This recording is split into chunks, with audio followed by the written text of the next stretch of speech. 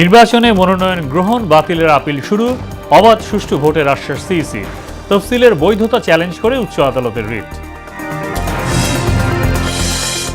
দেশকে পেছনে টানার চক্রান্ত ঐক্যবদ্ধভাবে প্রতিহতের ঘোষণা বিএনপির, বাংলাদেশকে গণতান্ত্রিক রাষ্ট্র হিসেবে প্রতিষ্ঠার তাগিদ।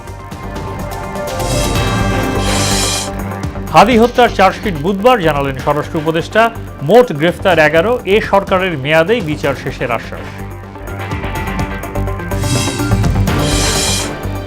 এবং গুমকাণ্ডে জড়িত প্রায় অর্ধেকই র্যাব পুলিশ সদস্য, জানিয়েছে গুম কমিশন। আয়নাঘরকে মিউজিয়ামে রূপান্তরের প্রস্তাব।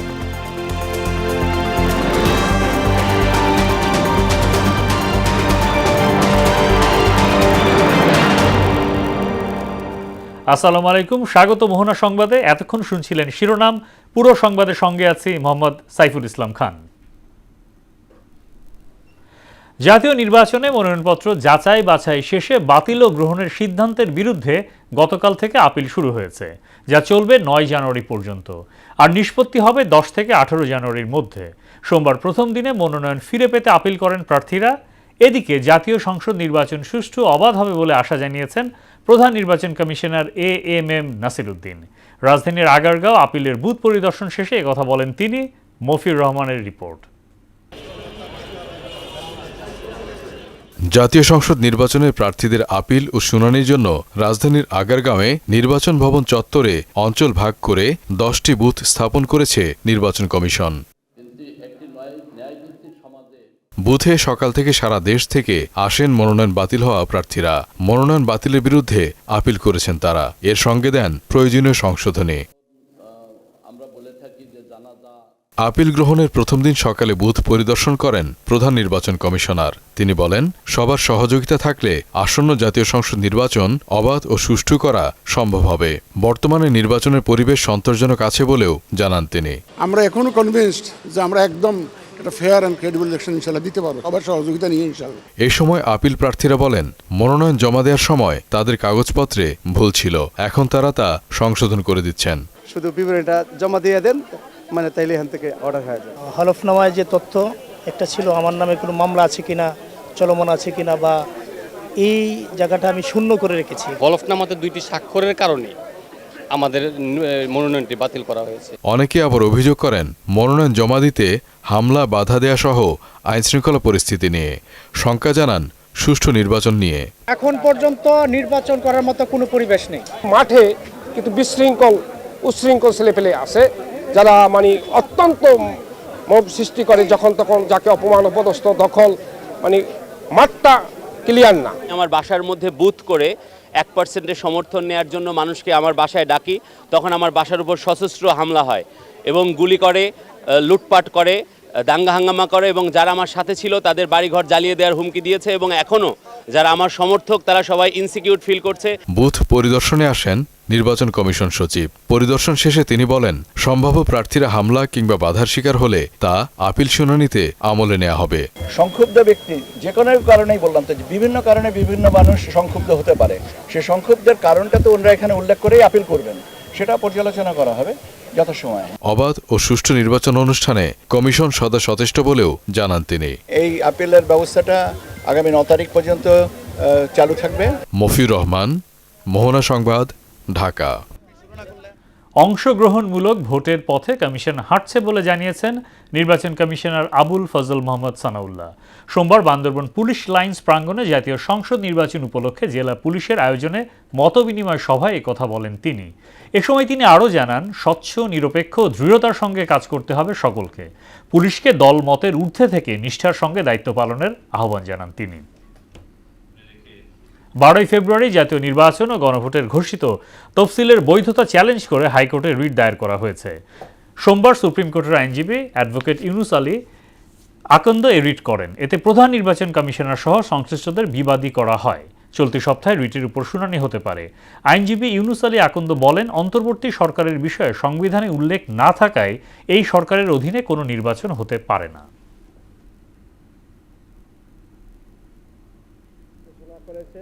বাংলাদেশকে গণতান্ত্রিক রাষ্ট্র হিসেবে প্রতিষ্ঠিত করতে খালেদা জিয়ার অবদান অনস্বীকার্য মন্তব্য করে তার রেখে যাওয়া স্বপ্ন বাস্তবায়নের পথেই বিএনপি হাঁটবে বলে জানালেন দলটির মহাসচিব মির্জা ফখরুল ইসলাম আলমগীর। সোমবার বেগম জিয়ার স্মরণ সভায় যোগ দিয়ে দেশকে পেছনে টানার চক্রান্ত ঐক্যবদ্ধভাবে প্রতিহত করার ঘোষণাও দেন তিনি। হুমায়ুন কবিরের প্রতিবেদন। সোমবার বিকেলে রাজধানীর একটি হোটেলে তিনবারের প্রধানমন্ত্রী বেগম খালেদা জিয়ার স্মরণে দোয়া মাহফিলের আয়োজন করে international chamber of commerce Bangladesh. এতে দেশের শীর্ষ ব্যবসায়ী সংগঠনের প্রতিনিধি সহ বিএনপি নেতারা অংশ নেন। এরপর বেগম জিয়ার স্মরণে কোরআন তিলাওয়াত ও দোয়ার মধ্য দিয়ে তার বিদেয়ী আত্মার মাগফিরাত কামনা করা হয়।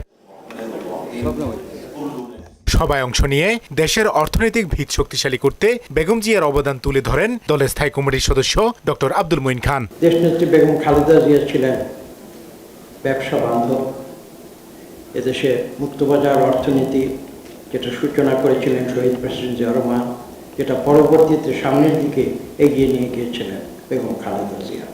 তিনি কিন্তু আমি যদি এভাবে বলি, প্রাইভেট সেক্টর এবং পাবলিক সেক্টর দুটো সেক্টরের মধ্যে একটি ইউনিক কম্বিনেশন বেগম খালেদা জিয়া সৃষ্টি করেছিল। বিএনপি মহাসচিব মির্জা ফখরুল ইসলাম আলমগীর এই সময় বলেন, বেগম জিয়ার মৃত্যুর শোককে শক্তিতে পরিণত করেই তার দল এগিয়ে যাবে। দেশকে পেছনে টানার ষড়যন্ত্রের বিরুদ্ধে সবাইকে সতর্ক থাকার আহ্বানও জানান তিনি। দেশনেত্রী বেগম খালেদা জিয়া আজ আর আমাদের মাঝে নেই, তিনি ফিরে আসবেন না। যে স্বপ্নগুলো রেখে গেছেন সেই স্বপ্নগুলোকে আমাদের বাস্তবায়িত করতে, তার এই চলে যাওয়া আমাদেরকে নতুন করে অনুপ্রাণিত করবে, আমাদের শোককে শক্তিতে রূপান্তরিত করবে এবং আমরা সবাই ঐক্যবদ্ধ হয়ে বাংলাদেশের একটা নতুন ভবিষ্যৎ নির্মাণ করব।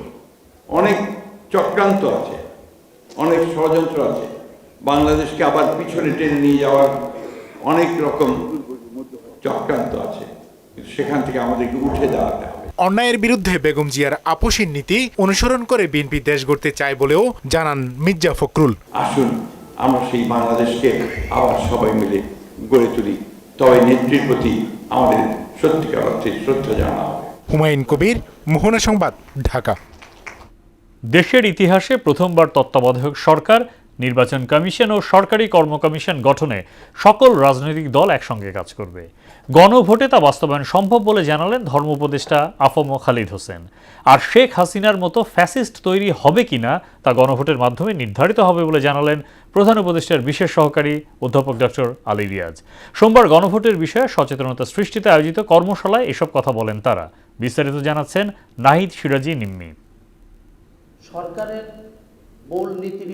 সোমবার সকালে আগারগাঁও ইসলামিক ফাউন্ডেশন ভবন মিলনায়তনে জাতীয় সংসদ নির্বাচনে গণভোটের বিষয়ে জনসচেতনতা সৃষ্টির লক্ষ্যে আলেম ওলামা ও ইসলামিক ফাউন্ডেশনের মাঠ পর্যায়ের কর্মকর্তাদের অংশগ্রহণে কর্মশালা অনুষ্ঠিত হয়। এতে আগামীর বাংলাদেশে শেখ হাসিনার মতো ফ্যাসিস্ট তৈরি হবে কিনা তা গণভোটের মাধ্যমে জনগণই নির্ধারণ করবে বলে জানান অধ্যাপক ডক্টর আলী রিয়াজ। গণভোটের মধ্যে দিয়ে আপনি ঠিক করে দেবেন যে আগামীতে বাংলাদেশে যদি এই হ্যাঁ ভোট বিজয়ী হয় তাহলে কি হবে, আগামী 50 বছরে বাংলাদেশে শেখ হাসিনার মতো আরেকটা তৈরি হবে না। আপনি ঠিক করে দেবেন যে শেখ হাসিনার মতো আরেকটা ফ্যাসিস্ট তৈরি হবে কি হবে না, এটা আপনি ঠিক করবেন, আমি ঠিক করব, বাংলাদেশের মানুষ ঠিক করবে। স্বাধীনতার 54 বছরের ইতিহাসে সকল রাজনৈতিক দল একসঙ্গে কাজ করবে তত্ত্বাবধায়ক সরকার, নির্বাচন কমিশন, সরকারি কর্ম কমিশন গঠনে, যা বাস্তবায়ন করা সম্ভব গণভোটের মাধ্যমে। তত্ত্বাবধায়ক সরকার, নির্বাচন কমিশন, সরকারি কর্ম কমিশন, পিএসসি গঠন করতে গেলে সরকারি দল এবং বিরোধী দল একসাথে মিলে করবে। এটা 54 বছরের ইতিহাসে কোনোদিন হয় নাই। এটাতে হ্যাঁ ভোট দিলে এটা পাস হয়ে যাবে। দীর্ঘ 35 বছর পর 2026 সালে গণভোট অনুষ্ঠিত হবে, যা দেশের মানুষের অধিকার ও মর্যাদা রক্ষায় কাজ করে বলে এ সময় জানান তিনি। নাহিদ সিরাজি নিম্মি, মোহনা সংবাদ, ঢাকা। এলপি গ্যাসের দামে দিশেহারা ক্রেতা। 12 কেজি সিলিন্ডারের দাম গত মাসের চেয়ে 53 টাকা বাড়িয়ে 1306 টাকা নির্ধারণ করা হয়েছে, যা কিনতে হচ্ছে নির্ধারিত দামের প্রায় 700 টাকা বেশিতে। সংকট মোকাবেলায় বাস্তবসম্মত তদারকির দাবি ভোক্তাদের, আর বরাবরের মতোই সরবরাহ সংকটের অজুহাত দিচ্ছেন পরিবেশকরা। আরও জানাচ্ছেন উষা ফেরদৌস। হোটেল, রেস্টুরেন্ট সহ বাসাবাড়িতে এলপিজি সিলিন্ডারের ব্যবহার বেশি, কিন্তু ক্রমবর্ধমান দামে নাজেহাল ক্রেতারা। আমাদের গ্যাসের জন্য অনেক সমস্যা হচ্ছে, গ্যাস বেশি দাম দিয়েও তো পাই না, আজকে এখন গ্যাস লাইন দেবো, গ্যাস নাই। গ্যাস সিলিন্ডারের বোতলে যদি বডি রেটটা থাকে তাহলে এই সিন্ডিকেটটা আমাদের জন্য একটু সেভ হবে, যারা আমরা সাধারণ আছি। ছোটোগুলা কেউ বলতেছে 1800, কেউ বলতেছে 2200, হ্যাঁ 2100 এরকম। আবার বড় গোলা বলতেছে কেউ 5000, কেউ 4500। গেল 2 সপ্তাহ ধরে দেশে তরলিখিত পেট্রোলিয়াম গ্যাস এলপিজি বাজারে তীব্র সরবরাহ ঘাটতি দেখা দেয়। রোববার ভোক্তা পর্যায়ে এলপিজির 12 কেজি সিলিন্ডারের দাম 53 টাকা বাড়িয়ে 1306 টাকা নির্ধারণ করা হয়েছে, কিন্তু বাজারে গিয়ে ভোক্তাকে নিতে হচ্ছে অন্তত 2000 টাকায়। ভুক্তভোগী হয়েছে আমরা। একটা সিলিন্ডার যদি 1000 বা 1100 টাকা হয়, সিলিন্ডার যদি 2000 টাকা 2200 টাকায় কেনা হয়, ঠিক আছে, তাহলে তো আমাদের সাধারণ জনগণ তো মানে জিম্মি করে রইল। 4000 3000 টাকা কোন তারপর টাকাটা পাবো কোথায়? কই পাবো টাকাটা? কোন কে দিবে আমাকে টাকা?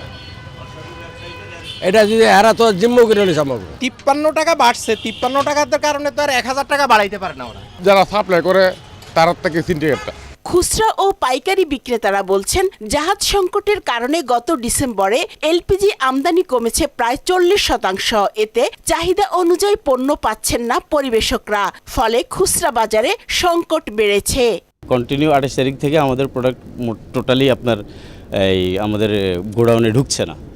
আপনার প্লান্টে গাড়ি পাঠানো আছে, আপনার এক একটা গাড়ি 7 দিন 8 দিন যাবত ওখানে ওয়েট করছে, লোড পাচ্ছে না, আসতেও পাচ্ছে না। তো আমার গোডাউনে এই মুহূর্তে যা আছে কোনো প্রোডাক্ট আমার নাই। গত 3 দিন থেকে যা আছে সব খালি বোতল। যে আমার পদ্মা গত 2 মাস ধরে মানে আমাদেরকে গ্যাস দিচ্ছে না, অর্থাৎ এদের গ্যাস নেই, এদের নাকি এলসি নেই, এবং ওরা বলছে যে বাইরের থেকে ওরা এলসি করছে, কিন্তু জাহাজের জন্য ওরা মাল আনতে পারতেছে না, এই জন্য আমাদেরকে দিতে পারতেছে না। বাজার সংশ্লিষ্টরা বলছেন, এলপিজি আমদানি উল্লেখযোগ্যভাবে কমে যাওয়ায় চাহিদা ও সরবরাহের ভারসাম্য পুরোপুরি ভেঙে পড়েছে। উষা ফেরদৌস, মোহনা সংবাদ, ঢাকা। নির্বাচন ঘিরে আইনশৃঙ্খলা বাহিনীকে গোয়েন্দা নজরদারি বাড়ানোর নির্দেশ দেওয়া হয়েছে বলে জানিয়েছেন স্বরাষ্ট্র উপদেষ্টা জাহাঙ্গীর আলম চৌধুরী। সোমবার সচিবালয়ে এই সংক্রান্ত কমিটির বৈঠক শেষে তিনি এ তথ্য জানান। নির্ধারিত সময়ে নির্বাচন আয়োজনে সরকারের সহায়তায় ইসি সব ধরনের প্রস্তুতি নিচ্ছে বলে উল্লেখ করেন তিনি। শামীমুজ্জামান চৌধুরীর প্রতিবেদন। জাতীয় সংসদ নির্বাচন সামনে রেখে রাজনৈতিক টানাপোড়েন কখনো বাড়ছে, আবার কখনো কমছে। জনমনে সবসময় প্রশ্ন, নির্ধারিত সময়ে নির্বাচন হবে কিনা এবং ভোটকে কেন্দ্র করে আইনশৃঙ্খলা পরিস্থিতি নিয়ন্ত্রণে থাকবে কিনা। নির্বাচন নিয়ে আইনশৃঙ্খলা সংক্রান্ত কোর কমিটির বৈঠক শেষে কথা বলেন স্বরাষ্ট্র উপদেষ্টা। এ সময় নির্বাচনী বিধিমালা মেনে চলার তাগিদ দিয়ে স্বরাষ্ট্র উপদেষ্টা জানান, আইনশৃঙ্খলা পরিস্থিতি নিয়ন্ত্রণে কঠোর অবস্থানে আছে সরকার, এজন্য গোয়েন্দা নজরদারিও বাড়ানো হয়েছে।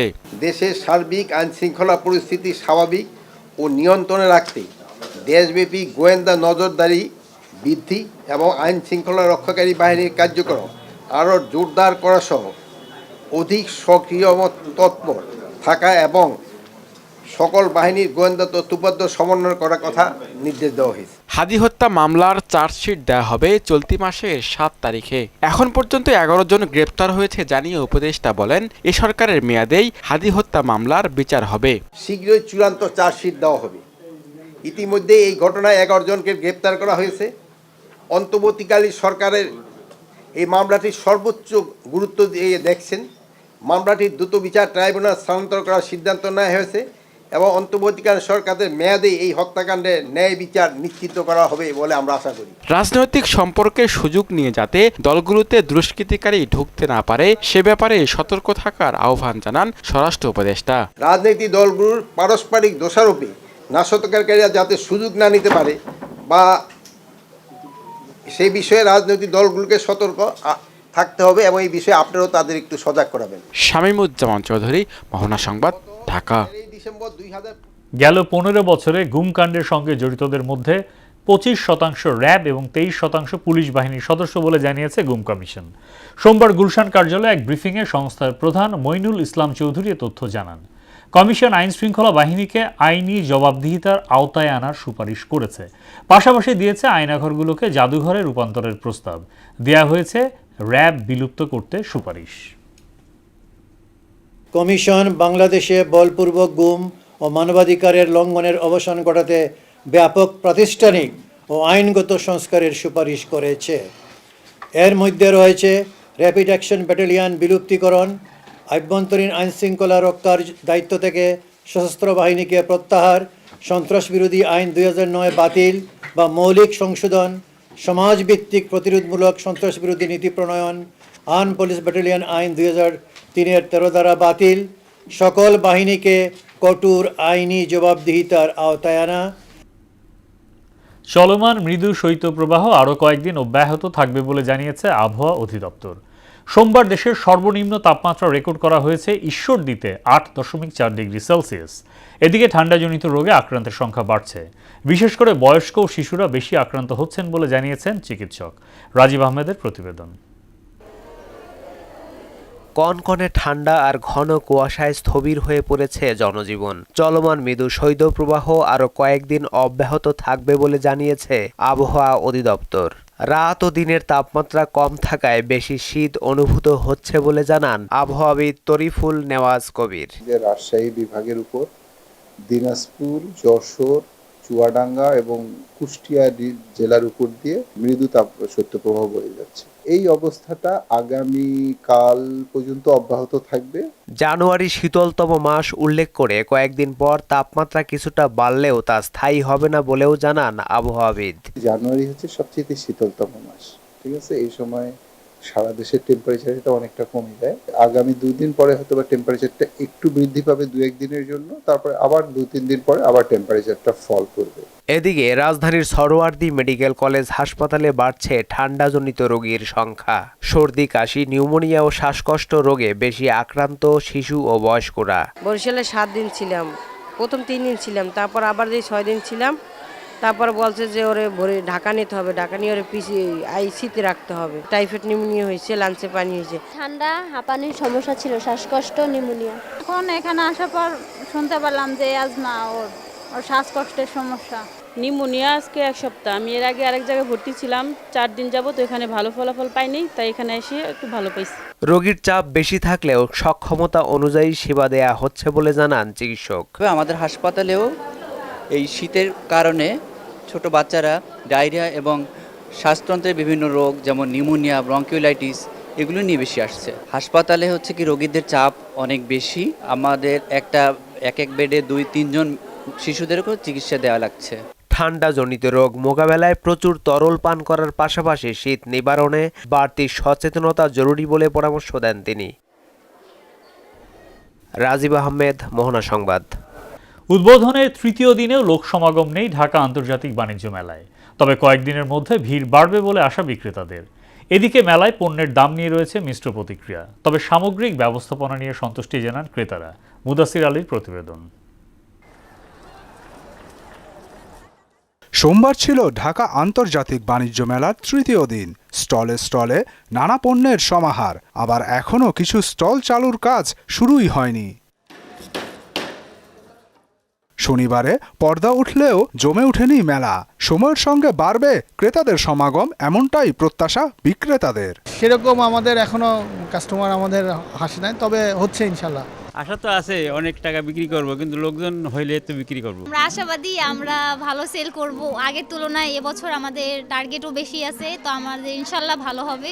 মেলায় দেশি স্টলের পাশাপাশি ভারত, পাকিস্তান, তুরস্ক, সিঙ্গাপুর, ইন্দোনেশিয়া, হংকং, মালয়েশিয়া সহ 11টি দেশের প্যাভিলিয়নও রয়েছে। टू पीस, हिजाब, everything we have, Kashmiri, all Kashmiri. यहाँ बहुत आशा लेके आए, जैसे इंशाल्लाह अच्छा जाए, हमारा দোকান আচ্ছা যায়। সবগুলো পাকিস্তানি আইটেম, আমাদের পাকিস্তানি দোকান এটা। মেলায় আগতরা জানিয়েছেন নিজেদের অভিজ্ঞতা। দাম নিয়ে রয়েছে মিশ্র প্রতিক্রিয়া। অবশ্য ব্যবস্থাপনা নিয়ে সন্তুষ্ট ক্রেতারা। দাম তো এখন একটু বেশি হয়, আর হয়তো আরো কয়েকদিন পরে আসলে হয়তো একটু কম পাইতে পারি। তাই এখানে আমার ভালোই লাগছে, কেনাকাটিও মোটামুটি ভালোই দামের মধ্যে আছে। প্রাইস ভালোই, অনেক কিছুই কিনেছি, মোটামুটি ভালোই, রিজনেবলের মধ্যেই আছে। আলহামদুলিল্লাহ ভালো। আর প্রাইসটা প্রথম অবস্থায় একটু বেশি, তবে দেখা যায় শেষের দিকে দামটা কমে আসে। মানে অনেকেই দেখতেন যে টিকিট না নিয়ে বসে পড়তো, তো এখন সিস্টেম অনেক ভালো। বিশৃঙ্খলা এড়াতে নিরাপত্তাও রয়েছে জোরদার। Security in charge SM Aminul Islam জানালেন সার্বিক তত্ত্বাবধানের কথা।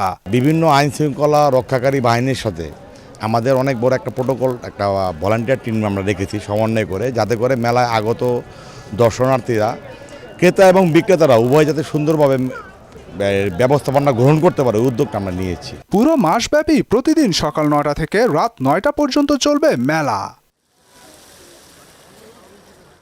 মুদাসসির আলী, মোহনা সংবাদ, ঢাকা। সকালে রিমান্ড, বিকেলে জামিন আর সন্ধ্যায় মুক্তি পেলেন আলোচিত জুলাই যোদ্ধা তাহরিমা জান্নাত সুরভি। চাঁদাবাজির এক মামলায় 2 দিনের রিমান্ড আদেশ দেওয়ার 5 ঘন্টার মধ্যে গাজীপুর কারাগার থেকে জামিন দেওয়া হয় তাকে। সোমবার সন্ধ্যায় অতিরিক্ত জেলা দায়রা জজ 1-এর বিচারক 4 সপ্তাহের জন্য জামিন মঞ্জুর করেন। এর আগে বেলা 1টার দিকে গাজীপুর সিনিয়র জুডিশিয়াল ম্যাজিস্ট্রেট আদালত 2-এর বিচারক সৈয়দ ফজলুল মাহদী তাহরিমার 2 দিনের রিমান্ড আদেশ দেন।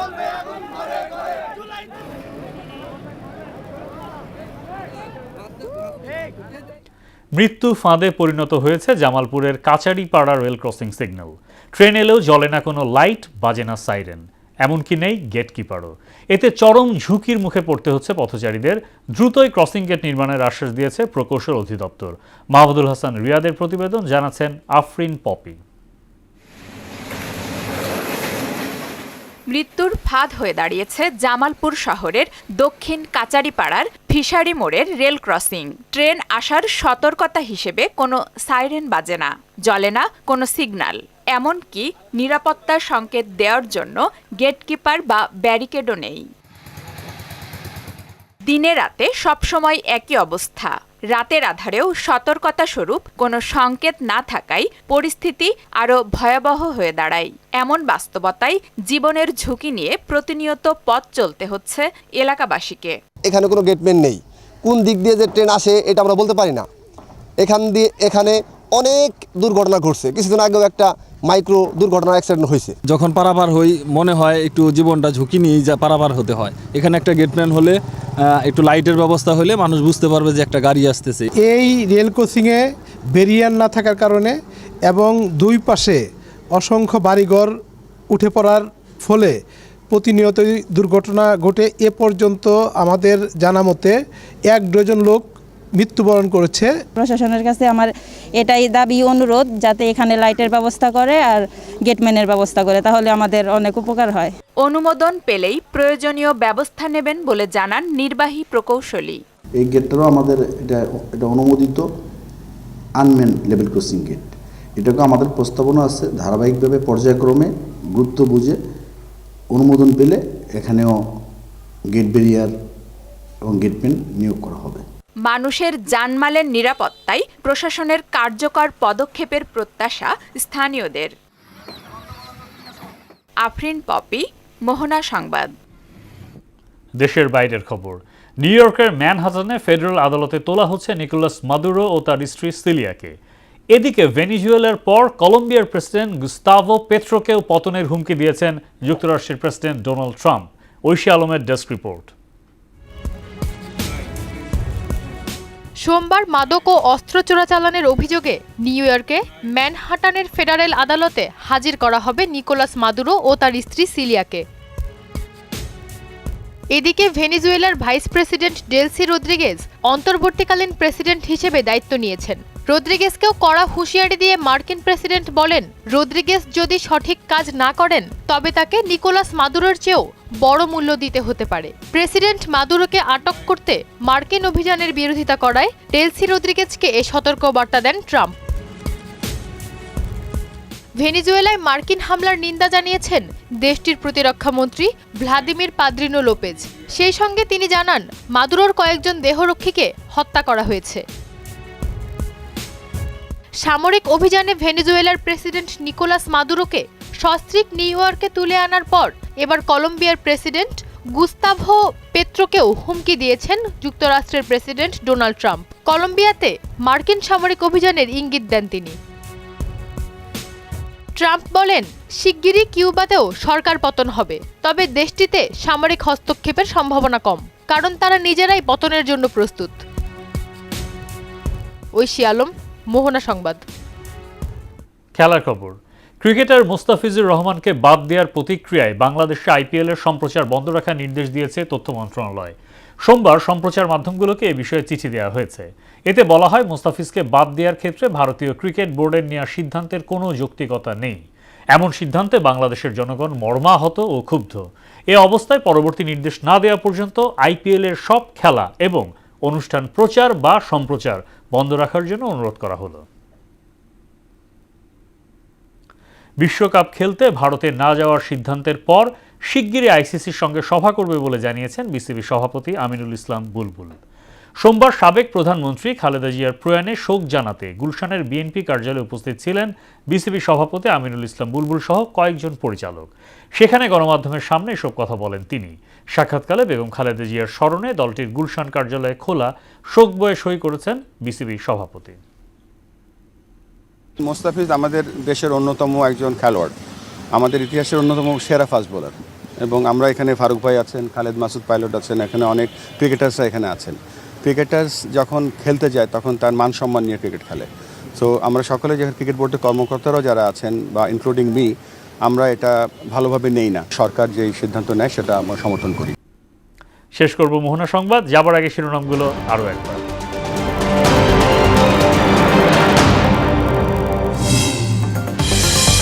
নির্বাচনে মনোনয়ন গ্রহণ বাতিলের আপিল শুরু, অবাধ সুষ্ঠু ভোটের আশ্বাস সিইসি। তফসিলের বৈধতা চ্যালেঞ্জ করে উচ্চ আদালতের রিট। দেশকে পেছনে টানার চক্রান্ত ঐক্যবদ্ধভাবে প্রতিহতের ঘোষণা বিএনপির, বাংলাদেশকে গণতান্ত্রিক রাষ্ট্র হিসাবে প্রতিষ্ঠার তাগিদ। হাদি হত্যার চার্জশিট বুধবার, জানালেন স্বরাষ্ট্র উপদেষ্টা। মোট গ্রেফতার 11, এ সরকারের মেয়াদেই বিচার শেষের আশ্বাস। এবং গুম কাণ্ডে জড়িত প্রায় অর্ধেকই র্যাব পুলিশ সদস্য, জানিয়েছে গুম কমিশন। আয়নাঘরকে মিউজিয়ামে রূপান্তরের প্রস্তাব।